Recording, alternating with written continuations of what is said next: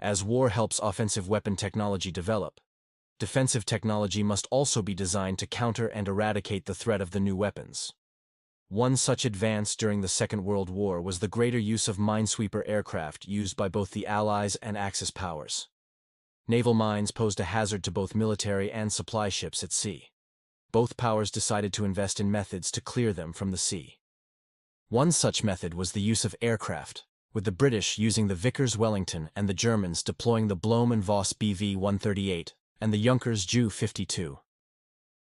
Naval mines. Prior to the Second World War, mines had already been invented and deployed at the sea to disrupt and damage enemy shipping formations. But the outbreak of the war prompted more mine-laying and technological changes to the types of naval mines left out at sea.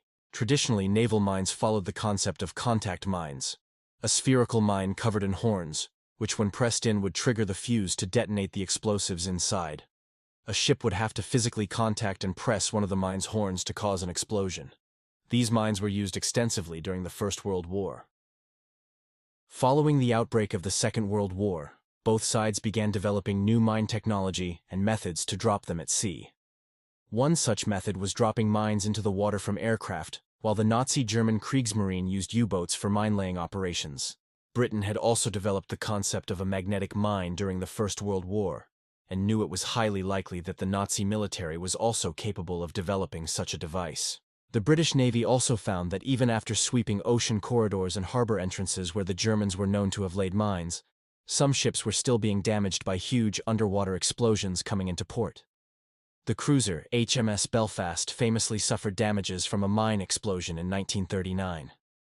British Naval Command believed that a new type of mine was being deployed by the Nazis, and that this mine could detonate at a distance, but still sink or damage ships by causing a powerful shockwave.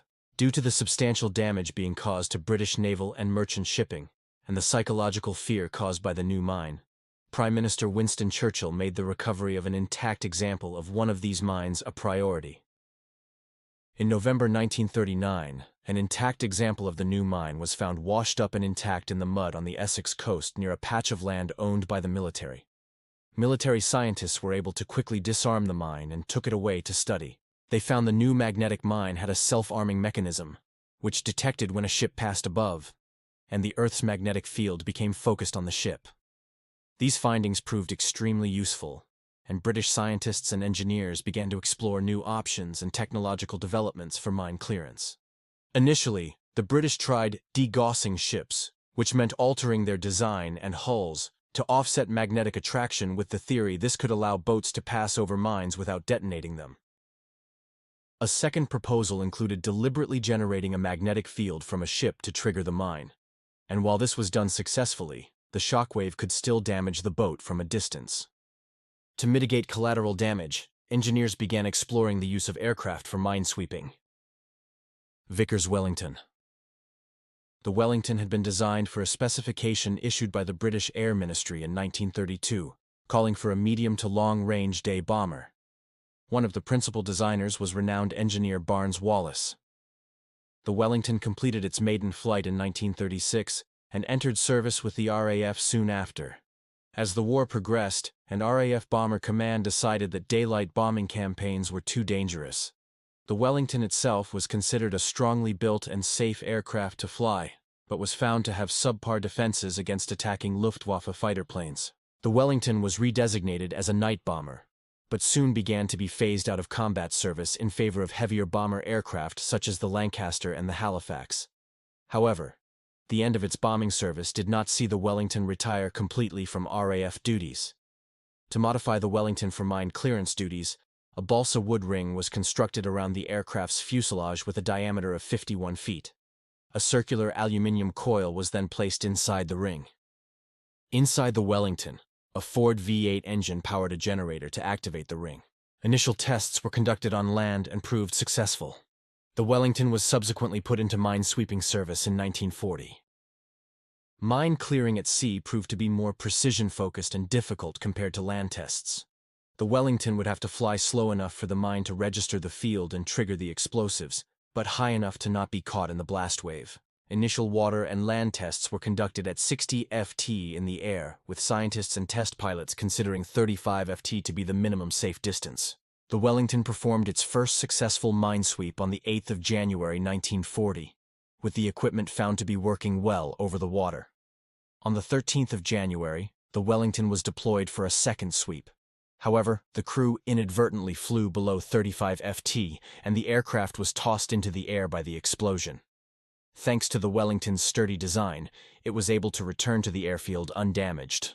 The Wellington's magnetic ring was considered a simple but successful degaussing technique in clearance operations and diminished the fear of magnetic mines.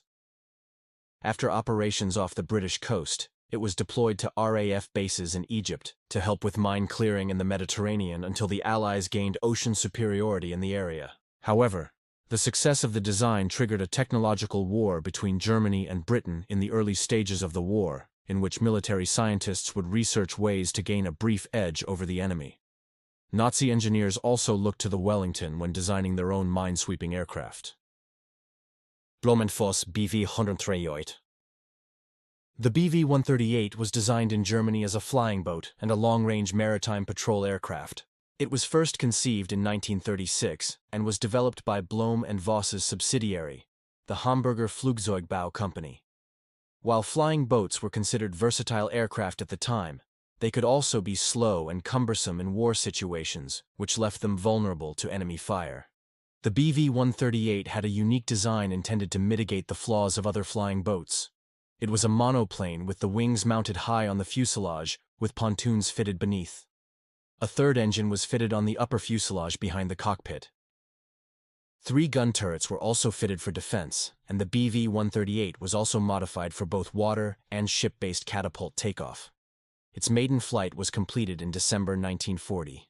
The BV-138 saw some frontline action during the Nazi invasion of Norway in 1940, but was then redesignated for minesweeping, with the BV-138MS being produced specifically for this role. Similar to the Wellington's design, the BV-138 was fitted with a magnetic ring for degaussing and triggering the mine's detonation, but this necessitated removing the aircraft's defensive turrets.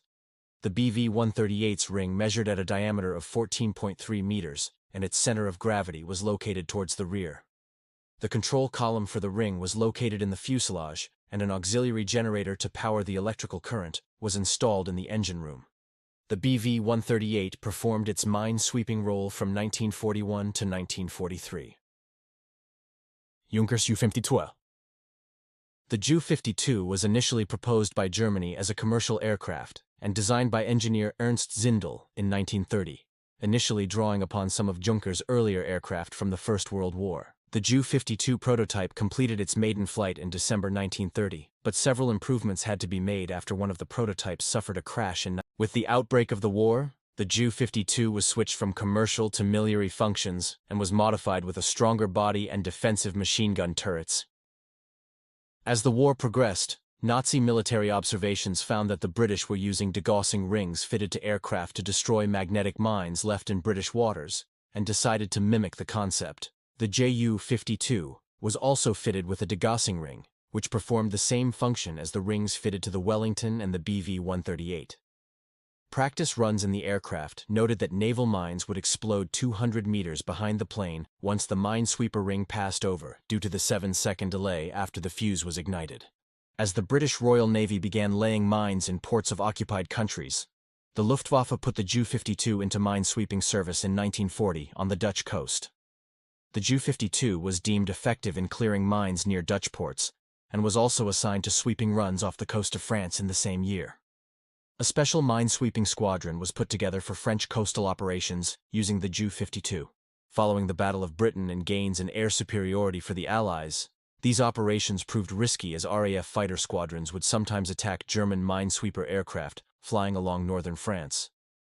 RAF Hawker Typhoon fighter squadrons recorded shooting down Ju-52 minesweepers off the coast of Brittany between 1943 and 1944. The Ju-52 sweeping squadron remained in service until 1944 when the Allies began liberating mainland France following the D-Day landings.